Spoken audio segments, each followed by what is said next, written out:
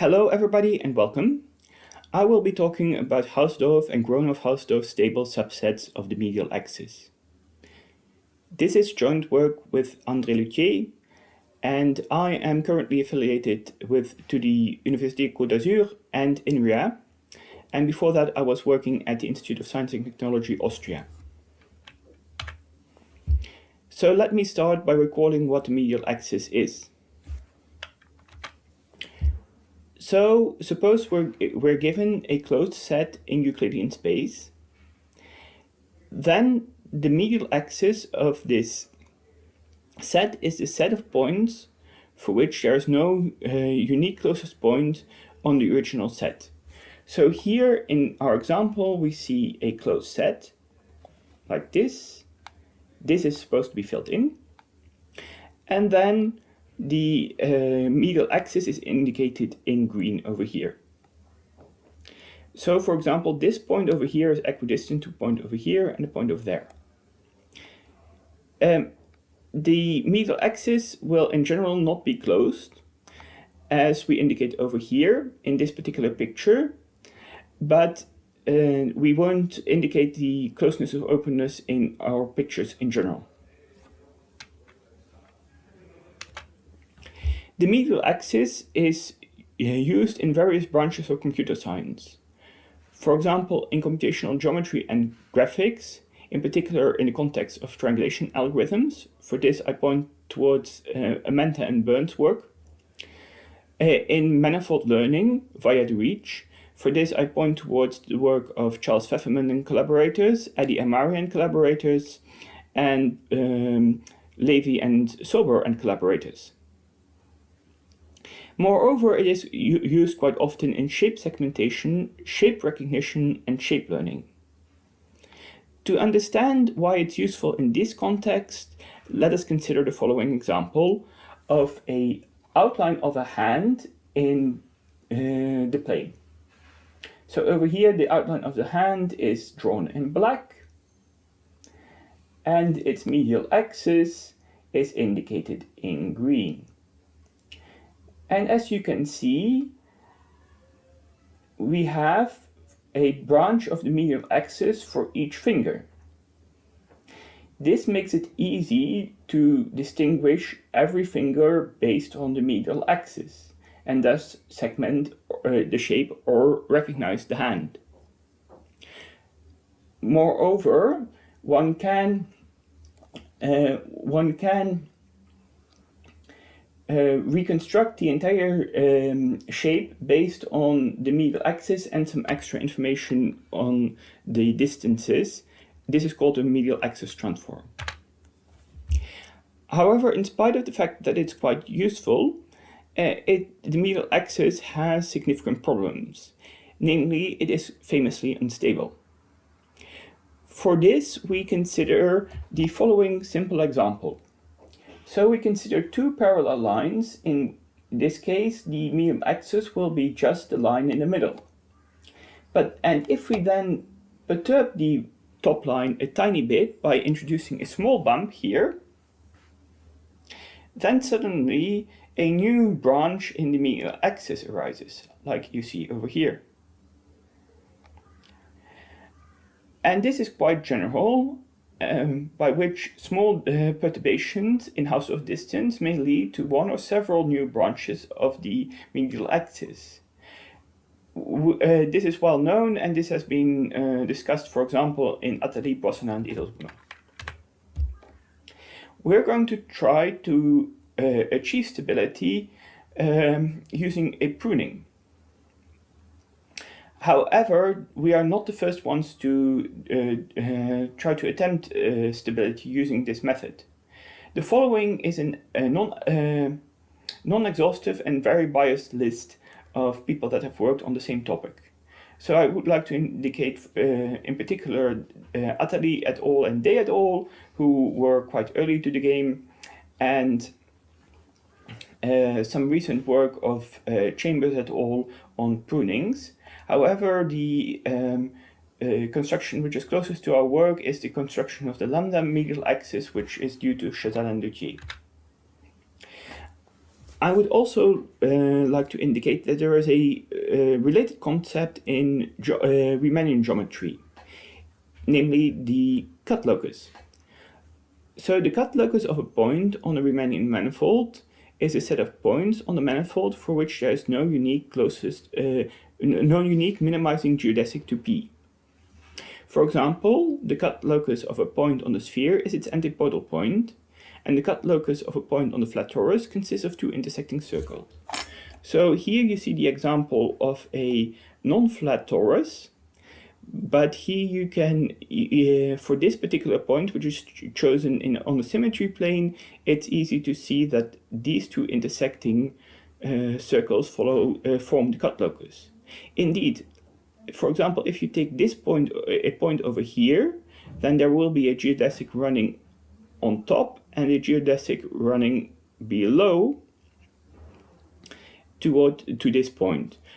Or for a point over here, for example, you've got a geodesic running like that and a geodesic running like that to this point. And thus there are these do not have a unique closest point to the point P, and therefore we have a point of cut locus. This has been studied quite intensively in mathematics, in particular the cut locus and its stability, assuming smoothness of the manifold. I can mention many famous names that have worked on this topic. Poincaré was perhaps the first, although he didn't call it that way, and only studied in low dimensions. Then it was formally introduced by Meyer and Whitehead, and then many people worked on this topic: Cartan, Klingenberg, Mather, Weinstein, Wall, Thom, so on and so forth. The structure and stability of the medial axis has also been studied quite intensely. For example, you have the work of Damon and Gasparovic, and perhaps closest to our quite an early result on the stability is the result by Chazelle and Soufflet. This is perhaps also a good point to mention that the name medial axis was coined by Blum, but he was certainly not the first one to consider the set. Both Erdős and Federer preceded him. The stability result that is closest to our contribution is by Chazelle and Lieutier, where it is mentioned that the lambda medial axis is semi-continuous. Now let us move on to the motivation. But before I can do so, I need to recall what we mean by stability, or how we quantify stability. For this, I recall the definitions of Lipschitz continuity, Hölder continuity, and the modulus continuity. A map F between two metric spaces x and y is called Lipschitz if the distance after the mapping is upper bounded in a linear way by the distance before the mapping. It is beta Hölder if there is a power relationship between the two distances. Of course, this can be generalized further to any arbitrary continuous function such that the function is 0 at 0, and this function is then called a modulus of continuity of f if it's satisfied that the distances of after the map f are a function omega of the distances before the mapping.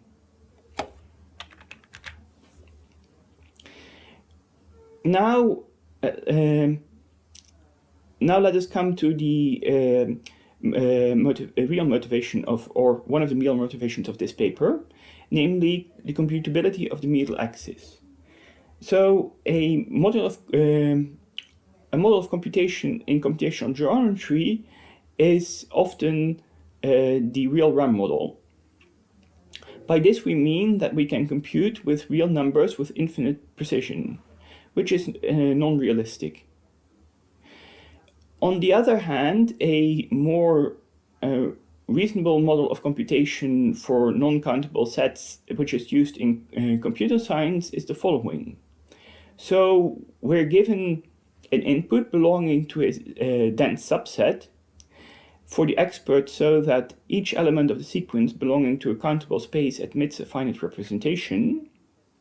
And then the algorithm outputs for each element of the input a result, and these results or outputs need to converge properly. And for this, to establish this convergence, we need to establish a modulus of continuity. Now let us go on to what we mean by stability. So the first thing, if you want to think about stability, the first thing which comes to mind is the Hausdorff distance. The Hausdorff distance, of course, is the distance which is given, the smallest distance or the smallest radius, such that the one set is contained in the tubular neighborhood of the other, and vice versa. So, but if you consider this picture over here, you see two sets which are very close in Hausdorff distance, but one zigzags, and this cannot occur if these two sets are the medial axis of two sets that are very close to each other. And so to be able to deal with this problem, we can consider another distance between two sets, namely the Fréchet distance. And the Fréchet distance is defined as the infimum over all homeomorphisms of x to y, such that, and you take the supremum of all the distances between a point x and its the point to which it's mapped. So in this case, because of the zigzagging, the Fréchet distance between these two sets has to be quite large, which is what you want. However, also this is not exactly the right answer for the medial axis, because the distance between two sets or two medial axes after a small perturbation can easily be infinite, and that is simply too much. So for this, to see this, we can consider the following two examples.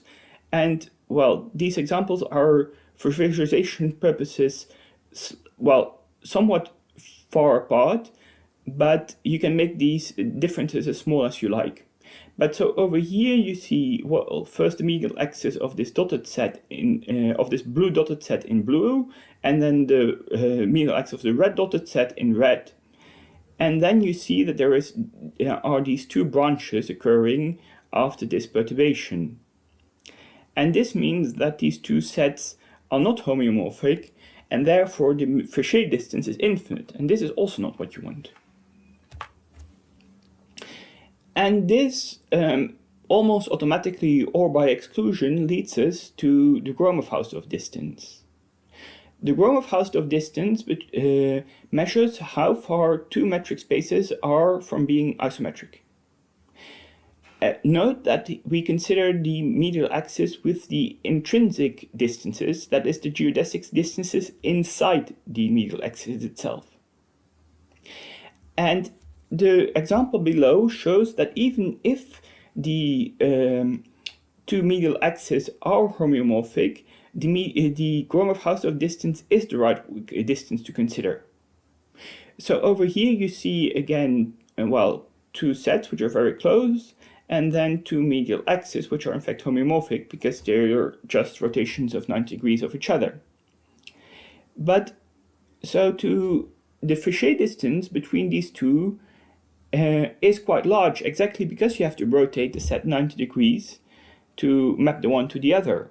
While the Gromov-Hausdorff distance is very small because you just have to pinch in the middle. And this is what you want.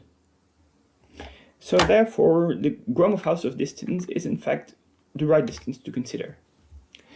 And now let us move on to achieving such results, namely introducing the lambda alpha medial axis and the stability results.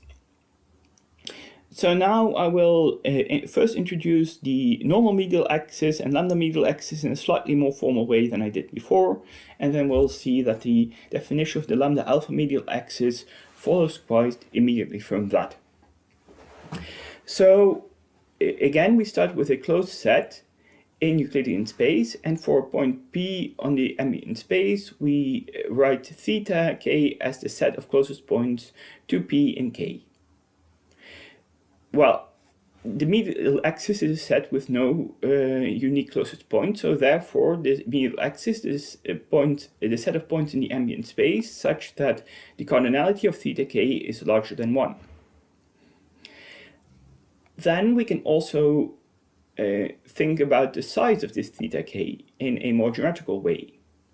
And for this we introduce f of k, which is the radius of the smallest enclosing ball of theta k. The lambda medial axis is then the part of the medial axis, or the set of points in the ambient space, such that f of k is larger than lambda.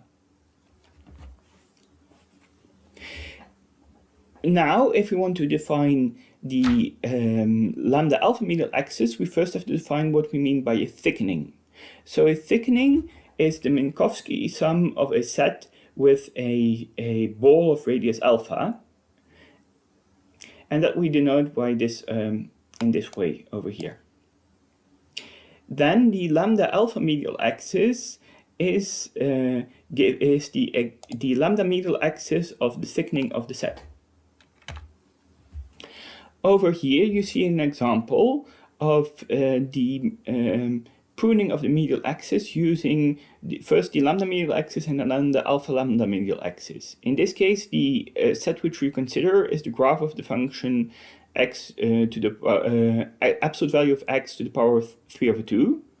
And then, as you can see, if you take first the lambda medial axis, you prune, and then with the lambda alpha medial axis, you prune even more. Now for the stability results which we achieved.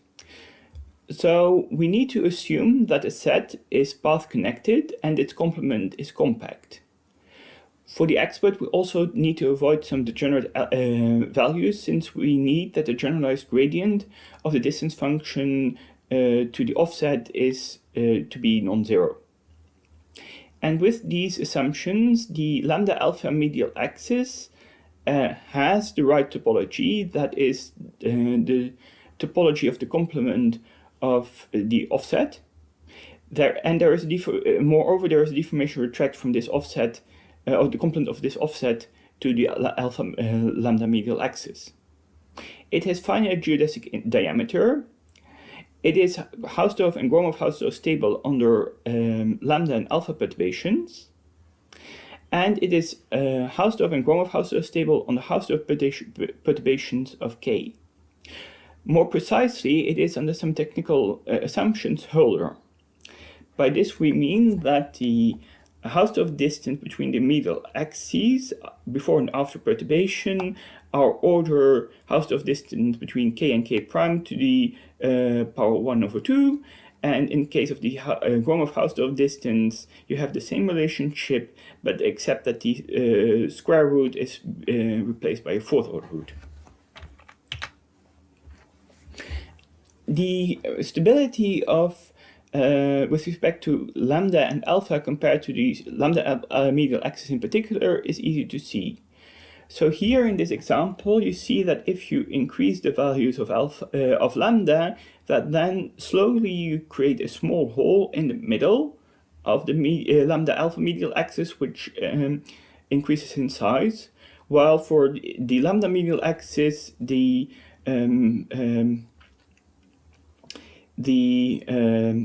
set in the middle would just instantly disappear. So now let us look at a more intricate comparison between the lambda medial axis and the lambda alpha medial axis.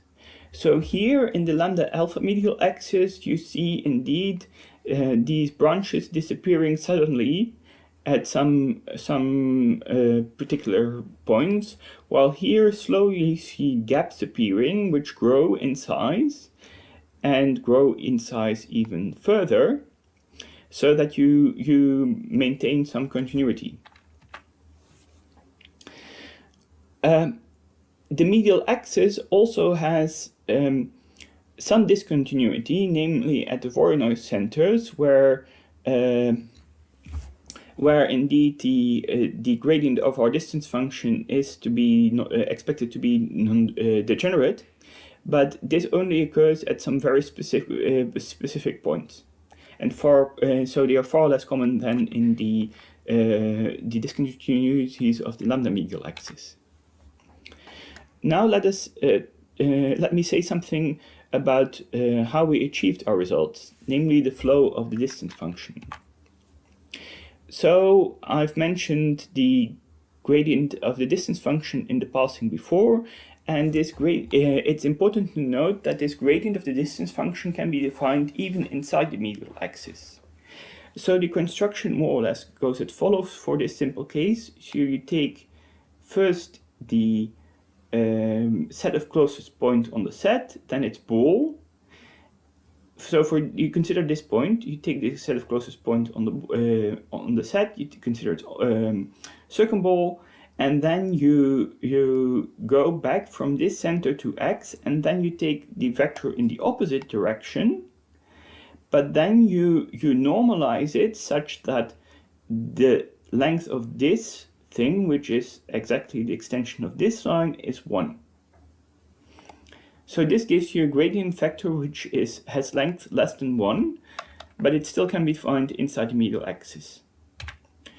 So over here you see, well, a more extensive picture about how the gradient of the distance function behaves inside the set itself, and inside the medial axis in particular. And the flow of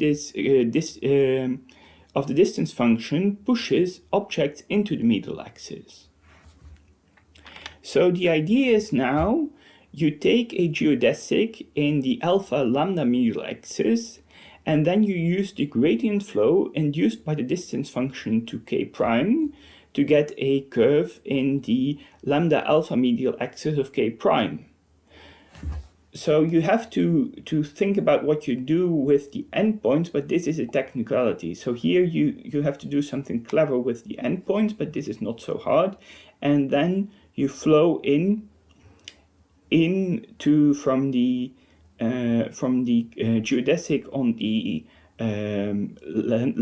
lambda alpha medial axis, you flow into a curve on the lambda alpha medial axis of k prime. And as this flow is somehow controlled, you cannot expand or decrease the distances by too much. Now let me say something about a follow-up result. So this is together with Hanka Dalbos-Korimska, and for this we achieved some results without pruning. So we managed to prove that the medial axis of any closed set is Lipschitz stable with respect to the Hausdorff distance on the C11 diffeomorphisms. This extends the result of Chazal and Soufflet, which says that the medial axis of a C2 manifold is Hausdorff stable on the C2 ambient diffeomorphisms. So in this case here you see this map where you start out with a medial axis of a set. For technical reasons, we have to assume that we have a bounding ball, or well, I mean, we either have to assume that we have this bounding ball, or we have to localize the result. But to formulate the precise result, it's more convenient to assume this. And then you have this ambient diffeomorphism, which maps through here, and then we prove that the medial axis over here is close to the medial axis over there. Now let me turn my attention to the open questions. So of course we've achieved some Hölder exponents, but it's not clear to us whether our Hölder exponents are optimal. Perhaps more interestingly, I mean, we are wondering about what can be proven if we don't prune. With regard to the Hausdorff and Gromov-Hausdorff stability. Of course, we need extra assumptions on the set, but I mean, you can assume something else. Well, something has to go, something has to be added, but there are in fact many interesting open questions in this direction. And with this, I thank the audience for listening and the taxpayer for funding. Thank you and good day.